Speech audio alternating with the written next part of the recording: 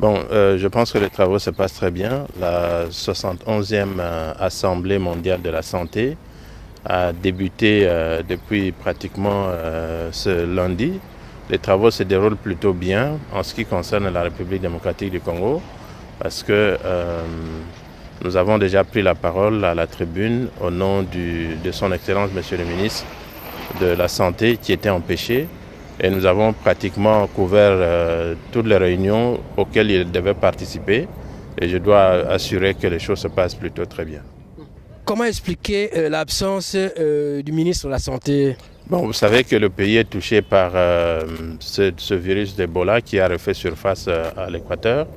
Et le ministre était sur le point de prendre son avion pour Genève.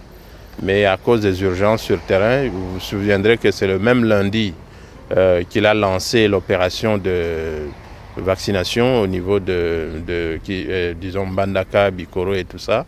C'est comme ça qu'il a préféré superviser les activités lui-même sur terrain et je crois comprendre que c'est ce qui l'a empêché de faire le déplacement de Genève. Vous avez pris la parole au nom du ministre pour représenter le gouvernement congolais. Est-ce que vous avez eu des instructions précises? Tout à fait. J'ai eu des instructions de donner lecture. D'ailleurs, ceux qui ont été dans la salle, ils ont constaté que j'ai commencé d'abord par excuser le ministre lui-même avant de prendre la parole. Et j'ai annoncé que je lisais la déclaration que le ministre aurait pu lire s'il était là présent lui-même. Donc j'ai donné lecture de la déclaration telle que les instructions m'ont été données par la hiérarchie. Tout ce que je peux dire, c'est par rapport à ce qui se passe ici. Nous avons eu pas mal d'activités, c'est-à-dire qu'après la déclaration que nous avons eue à la tribune de l'Assemblée mondiale, nous avons représenté le ministre dans un petit déjeuner qu'il a organisé à l'intention de ministre de la Santé de la circonscription de l'Afrique centrale et de l'Afrique de l'Ouest. C'est un événement intéressant. Nous avons eu la présence du directeur de l'ONU-SIDA. Nous avons eu la présence de beaucoup de directeurs qui couvrent un certain nombre d'organisations internationales qui s'occupent de la question. Et les ministres de la santé de différents pays étaient également présents. C'est comme ça que je crois que l'événement a été pratiquement un succès. Et vous aurez l'opportunité de suivre les images en différé, je pense.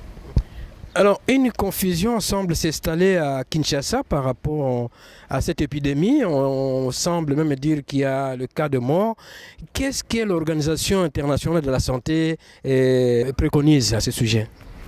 Alors, là, j'ai participé à plusieurs briefings. J'ai été invité au nom du ministre de la Santé par l'OMS à beaucoup de briefings, pratiquement depuis le début. Chaque jour, nous donnons la situation sur terrain.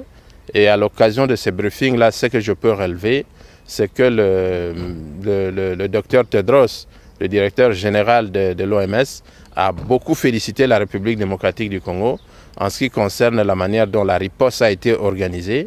Et il a pratiquement, dans toutes les réunions, non seulement félicité le pays, mais aussi demandé que le pays soit pris en exemple par d'autres pays. Par exemple, hier, nous avions une table ronde autour de lui, c'est-à-dire que tous les pays limitrophes de la République démocratique du Congo étaient représentés et nous étions là. Nous avons donc donné la situation épidémiologique d'hier et nous avions aussi donné la situation sur terrain au niveau de Bikoro, de Mbandaka, de Wangata, ainsi de suite. Et c'était vraiment l'opportunité de louer les efforts, la transparence de la République démocratique du Congo, la promptitude avec laquelle les autorités ont réagi. Je crois que nous sommes pratiquement devenus un modèle sur ce terrain-là et tout le monde apprécie. C'est quelque chose qui fait la fierté du pays. Je pense que la riposte est à la hauteur.